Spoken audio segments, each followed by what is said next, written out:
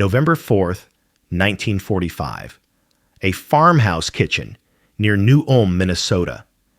The air was thick, not with cordite or iron-rich blood, but with roasting meat. It was a heavy, bovine perfume that Hideko Tanaka hadn't known in 3 years, fogging the window panes against the alien chill of the prairie. She kept her hands folded so tightly in the lap of her U.S. Army-issued PW work dress that her knuckles ached. Beside her, Akiko, younger and frailer, was vibrating with a terror so quiet it was almost inaudible. On the table, a platter steamed. Dark, savory meat slick with brown gravy, surrounded by soft, impossibly bright carrots and potatoes. It was more food than their entire barracks platoon had seen in a week. Then, the farmer, Mr. Erickson, a man with hands like worn leather, bowed his head. His wife, Ingrid, folded hers. The American family began to speak aloud to their god. In unison, Hideko's imperial training screamed this was a ritual. A prelude to what? The prayer ended. Ingrid looked up, her blue eyes soft and inexplicably not filled with hate. We're so glad you could join us, girls. The stories of these forgotten encounters, where the lines of war blurred in a single kitchen, are rarely told. If you believe history is truly found in these human details, consider subscribing and tell us in the comments what country you're watching from. 9 months earlier, the collapsing tunnels of Malinta Hill, Corregidor. The air in the Malinta Tunnel was the air of a tomb, a hot, wet mix of diesel fumes, pulverized concrete, and the sour milk stench of gangrene. Nurse Hideko Tanaka had not slept in 72 hours. Her duty was clear, gyokusai, honorable death. She and the other nurses were prepared, each holding a final grenade. Then the order came, not from their general, but from the Americans. Surrender. The grenade felt heavier than a bomb, a useless weight of shame. February 12th, 1945. Camp Ripley, Minnesota. This new air was the opposite, so cold and thin it felt like swallowing glass. Camp Ripley was a world of 3 colors: the white of the snow, the black of the tree trunks, and the gray of the U.S. Army-issue wool blankets. Hideko stood at the wire, segregated from the main compounds. Her shame from Corregidor had frozen into a rigid, protective discipline. This was gammon, endurance. She was prepared for the Kichikubeye, the white devils. She expected torture, starvation, systematic rape. What she had not been prepared for was the boredom. The American guards were not monsters. They were boys, younger than her, who looked bored and cold. They enforced the rules with a dull, bureaucratic efficiency. The true cognitive dissonance, the crack in her worldview, came from Compound B, 50 yards across the snow-covered divide. The Germans. Hideko watched them, her fingers numb inside her mittens. The Duitsujin were allied, yet here they were, POWs just the same. But they were not starving. They were not silent. They were playing foosball in the snow. Their shouts and laughter were an obscenity, echoing across the frozen prairie. They looked well-fed, their faces ruddy with cold and exertion, not the sallow mask of starvation Hideko knew from home. This was not war. This was not honor. It was a sterile, confusing, and profoundly humiliating purgatory. A guard, stamping his feet to keep warm, approached her barracks. He wasn't carrying a whip. He was carrying a clipboard. "Tanaka," he called, his breath pluming. "You're on the new duty roster, Farm Detail 600. The pre-dawn air at 0600 was sharp, and the diesel exhaust from the waiting truck stung Hideko's nostrils. It was a U.S. Army CCKW, the 2.5-ton utility vehicle the Americans called a deuce and a half. Its engine idled with a deep, impatient rumble. Captain Miller, the camp commandant, stood before the small group of 5 Japanese women. He wasn't a monster, just a man with a tired, administrative face. He held a sheet of paper. Per the 1929 Geneva Convention, Article 31, he read, his voice flat. Belligerents may utilize the labor of prisoners of war. Officers excepted. The local farms are facing a critical labor shortage for the beet harvest. You will be compensated in camp scrip. He was citing rules. He was citing law. Hideko's blood ran cold. This was the ultimate betrayal. To dig in the enemy's soil, to feed the enemy's war effort, was a violation of her bushido. It was a defilement worse than torture. She locked her jaw. We refuse. The words were quiet, but they hung in the frozen air with the weight of a grenade. The other women froze, looking at Hideko. Captain Miller sighed, a cloud of vapor escaping his lips.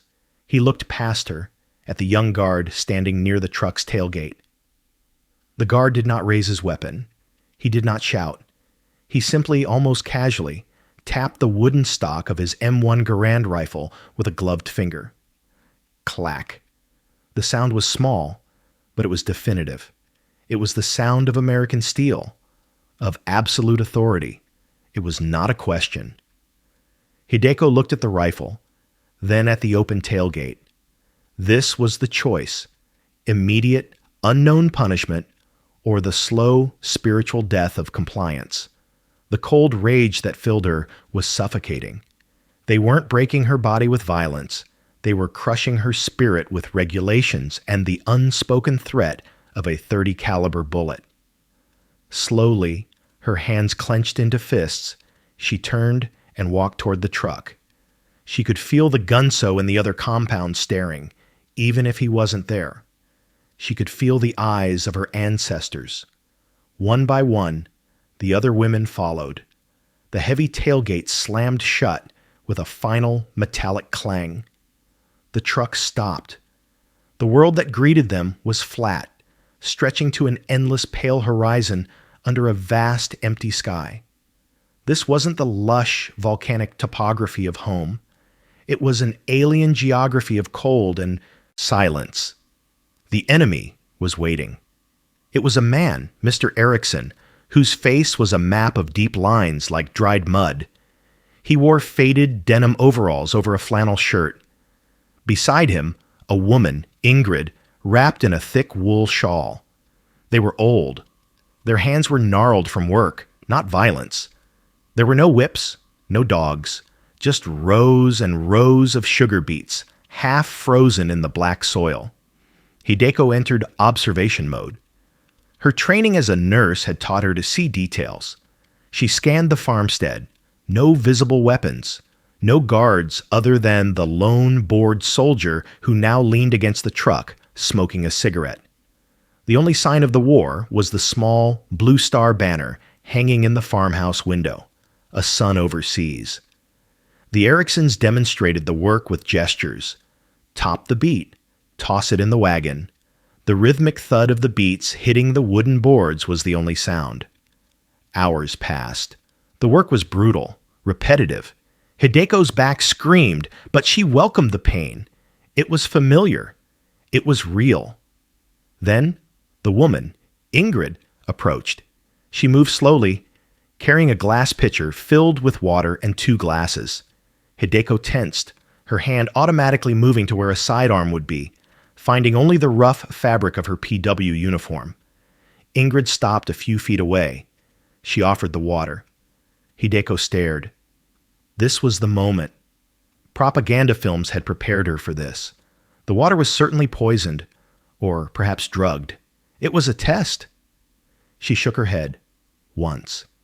But beside her, Akiko, who was still weak from the dysentery that had plagued them since the transfer, looked at the clear, cold water with desperate eyes. Before Hideko could stop her, Akiko stumbled forward, took the glass, and drank, a desperate, animalistic gulping. Hideko watched, her heart pounding, waiting for the poison to take effect. Akiko finished, breathed, and then looked at Ingrid. She bowed, deeply. Ingrid just nodded, a strange, sad expression on her face, and returned to the porch. Akiko did not collapse. She did not foam at the mouth. She simply picked up her topping knife and returned to the row, working with slightly more vigor.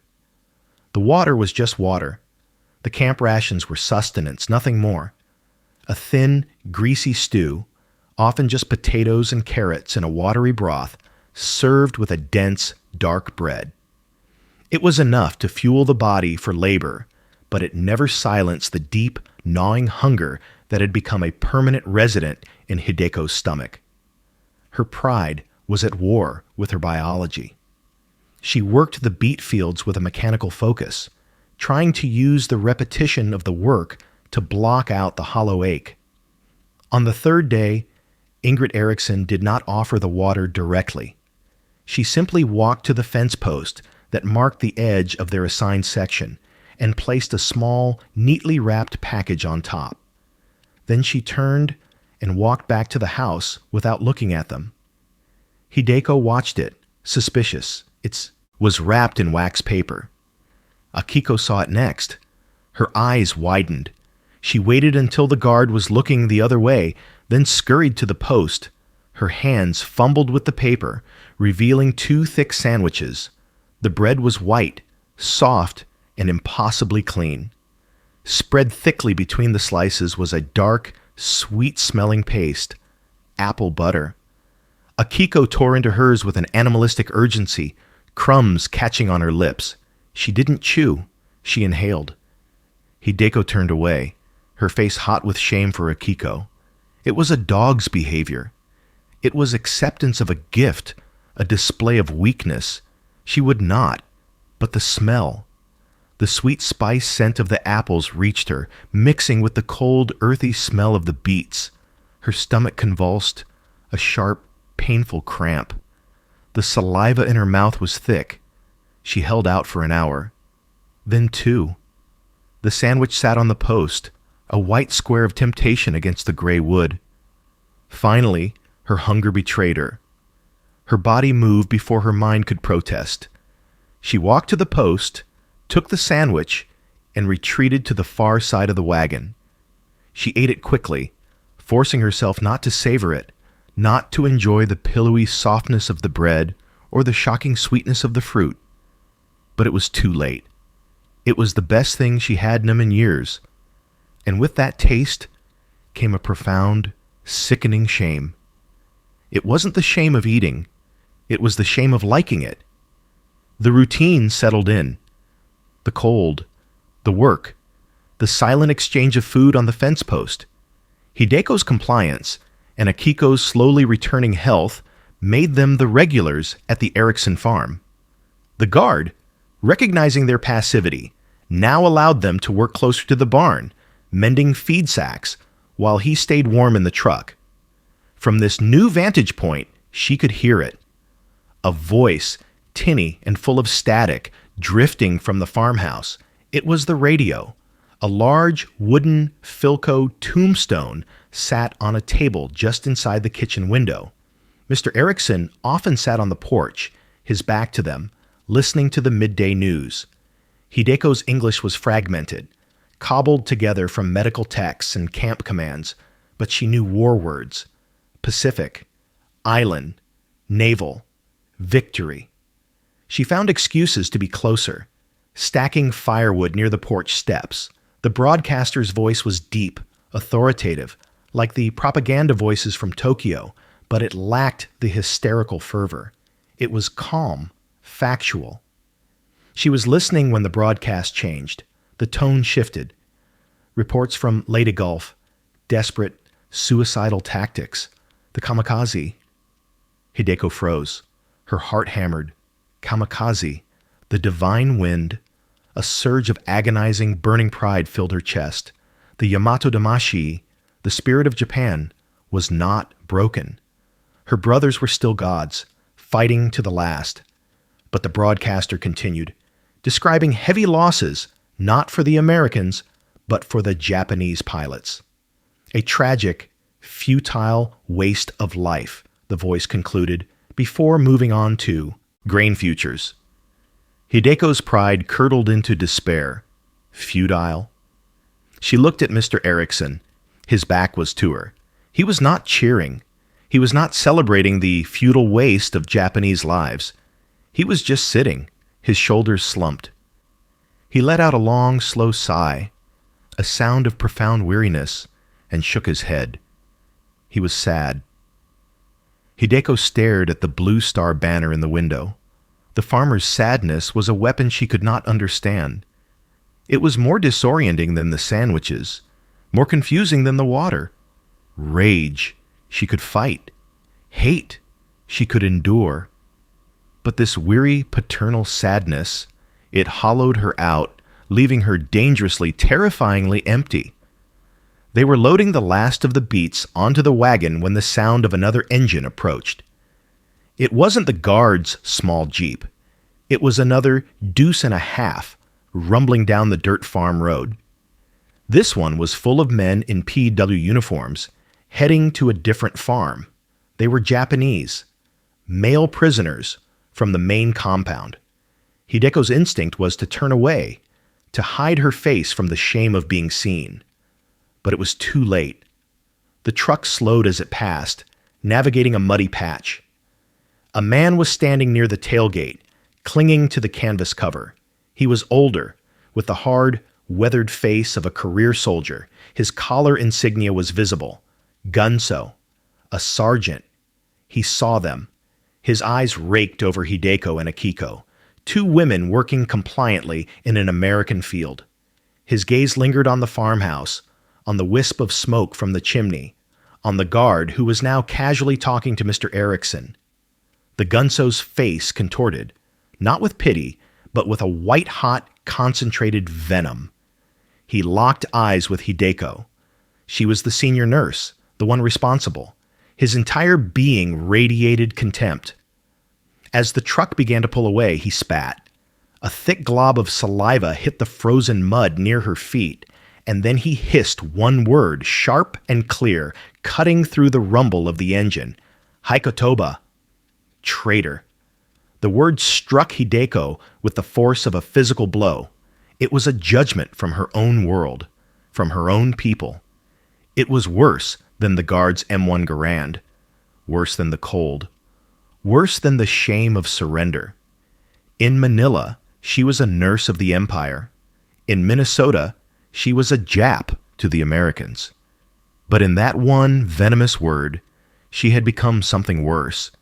She was an other to everyone, a ghost belonging to no one, not even her own. The truck disappeared. Hideko stood, rooted to the spot, the beat she was holding dropping from her numb fingers. She was completely, utterly alone. From the farmhouse porch, Ingrid Erickson, who had stepped out to bring them coffee, saw the entire exchange. She saw Hideko's subsequent collapse, the way she simply folded into herself, sinking to her knees in the cold mud. The rest of the workday was a fog. Hideko moved mechanically, her spirit disconnected from her body. The word Haikotoba was a wound festering in the cold. She topped beats, her mind blank, her honor destroyed. She was already dead. All that remained was the logistics of ending her life, a problem she couldn't solve while surrounded by guards. The horn of the deuce and a half sounded, signaling the end of the day. It was Sunday. Hideko moved toward the truck, her feet dragging. Akiko walked beside her, silent, sensing the dark void that now enveloped her friend. Girls. The voice came from the farmhouse porch. Ingrid Erickson stood there, wiping her hands on an apron. She had not brought coffee or sandwiches. "Wait," Ingrid called. The guard, new to the rotation, looked annoyed. "Let's go, ladies. Move it." "They're coming inside," Ingrid said, her voice not loud, but possessing an iron certainty that cut through the wind. "It's Sunday. They'll eat with us."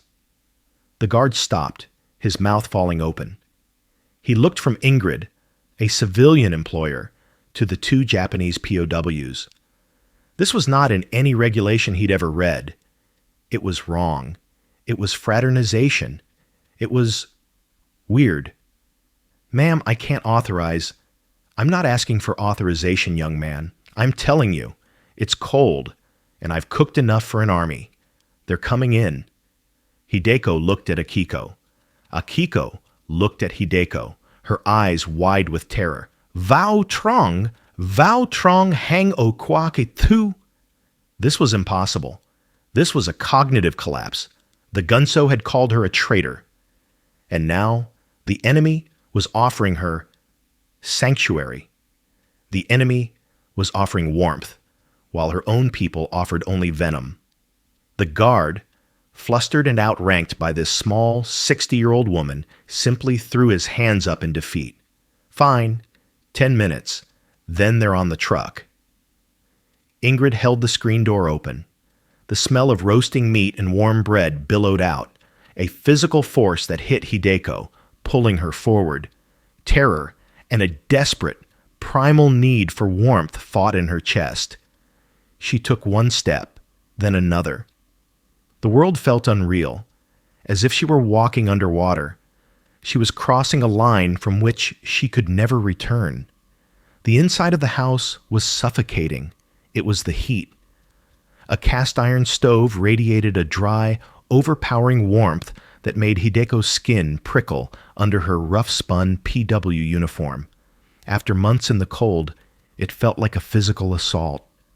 The kitchen was small, clean, and smelled impossibly, overwhelmingly of meat. There it was, on the table, the platter from her nightmares, a dark, glistening pot roast, impossibly large, surrounded by carrots and potatoes, swimming in a thick brown gravy.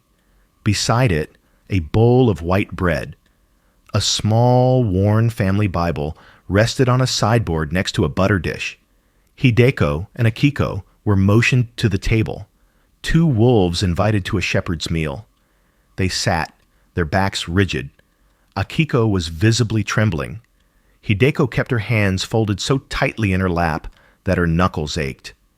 This was the ritual. The prelude to humiliation. Then Mr. Erickson, a man with hands like worn leather, bowed his head. His wife, Ingrid, folded hers. Our father, Mr. Erickson began, his voice a low rumble. Hideko's imperial training screamed. This was it, a chant to their foreign god. A prelude to what? Poison? A moral lecture? We thank you for this food, he continued. We ask you to bless it and to bless our home. We pray for the boys overseas, especially our son Lars. Keep him safe. Hideko's breath caught in her throat. Lars. The boy in the window banner. And, Mr. Erickson paused, his voice thick, we pray for a just and lasting peace for all people. Amen. Ingrid looked up, her blue eyes soft and, inexplicably, not filled with hate. We're so glad you could join us, girls. Hideko's mind shattered. The prayer was not a threat. It was a plea. It was the same prayer she had heard in the Shinto shrines. The same desperate hope of mothers in Osaka and Kyoto. The propaganda, the image of the Kichikube-ye, the godless, white-skinned devil, vaporized in the steam rising from the gravy. Ingrid held out the platter of meat. Hideko? Please, eat. Hideko stared at the food. She could not move. She was paralyzed, trapped between two worlds, belonging to neither. Hideko remained frozen. The heavy, rich smell of the meat was a physical weight, pressing down on her. Her stomach, accustomed only to thin broth and coarse bread, churned with a nauseous, acidic dread. She felt a cold sweat prickle her hairline. She had to get out. Back to the cold, clean air, where the lines were clear. Akiko, seeing the platter extended, timidly took a piece of bread and nibbled, her eyes fixed on the floor. Ingrid Erickson, mistaking Hideko's profound cognitive dissonance for shy reluctance, smiled gently. It's all right, dear. You must be starved. She wanted to bridge the silence, to connect. She gestured with her chin toward the wooden mantelpiece above the fireplace. That's our boy. Hideko's gaze snapped up, following the gesture. It was a framed photograph. A young man, barely 20, was captured in a formal pose, smiling. He wore the U.S. Navy crackerjack uniform, the white hat tilted at a jaunty, confident angle. "That's our Lars," Ingrid said, her voice thick with a maternal pride that Hideko recognized with a jolt. It was the same pride her own mother used when speaking of her brothers. He's in the Pacific." The room stopped spinning.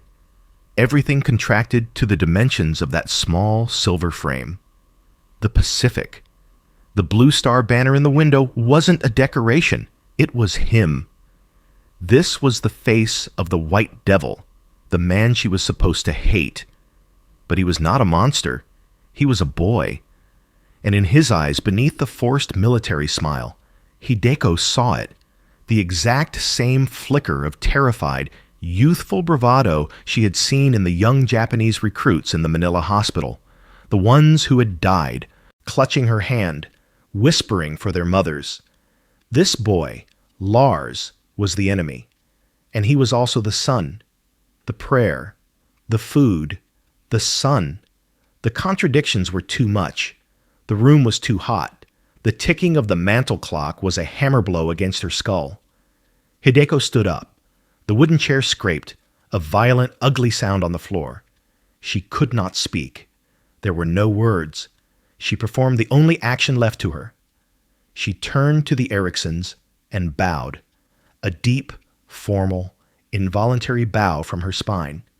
Then, before anyone could speak, she turned and fled, pushing through the screen door, stumbling off the porch, and running to the truck.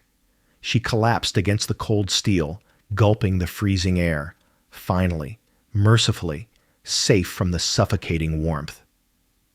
For 3 days, Hideko and Akiko were kept at the camp. A minor infraction involving the guard's duty roster, Captain Miller had called it. In truth, the young guard had reported the Sunday dinner, and the camp administration was panicked, not at the breach of fraternization, but at the potential complaint from the Ericksons. When they were finally sent back, the air was thick with unspoken tension. Hideko did not look at Ingrid. Ingrid did not look at Hideko. They all just worked, the silence colder than the air. Hideko was numb, a ghost going through the motions. The day was clear, the sky a brittle pale blue. But by noon, a change occurred. A sickly, yellowish-gray bank of clouds appeared on the horizon, moving with unnatural speed. Mr. Erickson, tapping a barometer on the porch, yelled something to the guard. The wind picked up, not as a breeze but as a solid shove. The temperature plummeted. It was not snow. It was the ground itself rising up, a blinding, scouring wall of ice particles, a ground blizzard. "Truck's not going anywhere," the guard yelled, panic in his voice. "Get to the barn, all of you, now."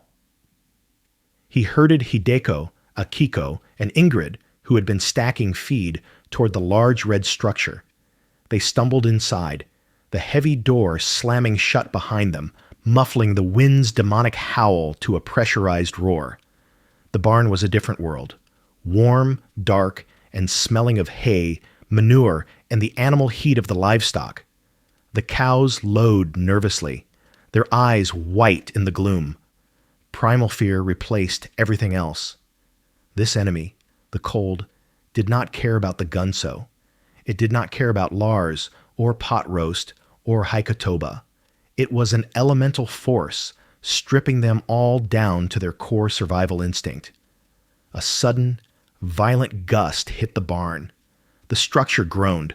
A loose board near the hayloft cracked and ripped away, letting in a screaming jet of white.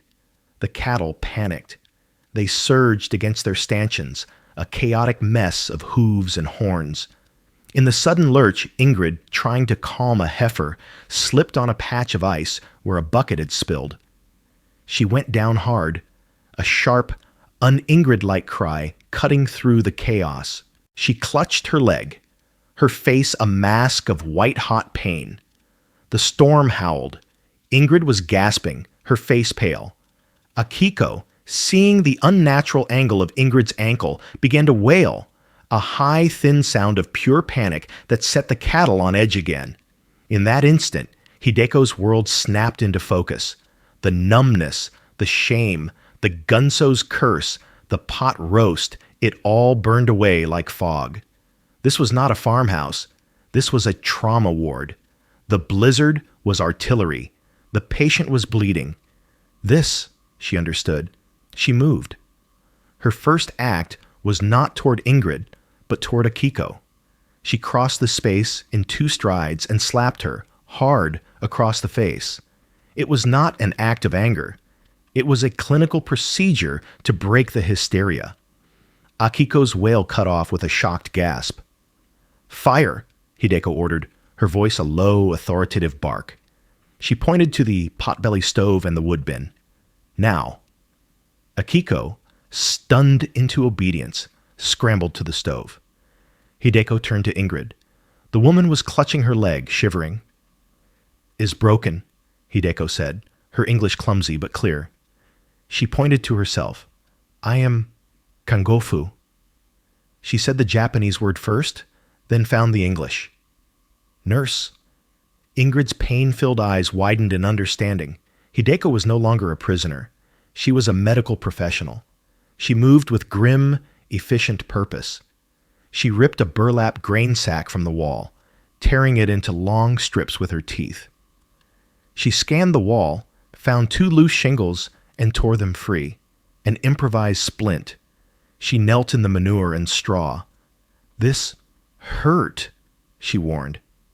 She did not wait for a reply. She took Ingrid's leg in her hands, straightened the joint with a quick, brutal efficiency, and began to bind the splint, lashing it tight with the burlap strips. She worked without hesitation, her hands sure and practiced, her entire being focused on the single, clean line of the task. The Haikatoba was gone. The shamed prisoner was gone. Nurse Tanaka was in command. The guard and Mr. Erickson fought their way back from the house hours later. They found the barn quiet. Akiko was asleep near the potbelly stove. Ingrid was stable, her splinted leg propped on a feed sack, and Hideko was sitting watch, a wool blanket wrapped around her shoulders, her eyes clear. After the storm, everything changed. The guard filed a new report, this one praising Hideko's exemplary action in a crisis. When Mr. Erickson demanded Hideko and Akiko return, it was granted. The work continued, but the silence was different. It was no longer tense. It was respectful. Then came August. The news crackled over the Philco radio, first of a bomb that could vaporize a city, then of the Emperor's voice itself, announcing the unbearable. VJ Day. The war was over. Camp Ripley became a whirlwind of bureaucratic chaos. The Germans were processed first, laughing and singing. For the Japanese, it was quieter, a stunned, uncertain shuffling. Hideko was given a new set of civilian clothes, donations from a local church. The day of repatriation came. The smell of diesel fumes once again filled the air as the 2.5 trucks idled, ready to take them to the train station, the first leg of a journey back to a home she could not imagine. As Hideko climbed into the back of the truck, a voice called her name. Ingrid and Mr. Erickson stood at the camp gate. Ingrid was walking with a cane, her leg still mending. They were not supposed to be there. Ingrid hurried forward, past the confused guard. She grabbed Hideko's hand. She didn't say thank you. She didn't say goodbye. She just pressed a folded, stained piece of paper into Hideko's palm and closed her fingers around it. It was on the train, rattling toward San Francisco, that Hideko finally opened it. It was not a religious tract.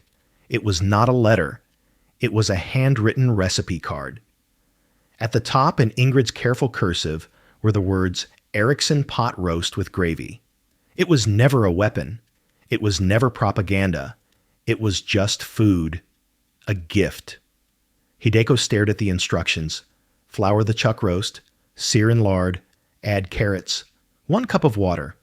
And for the first time since Corregidor, she wept.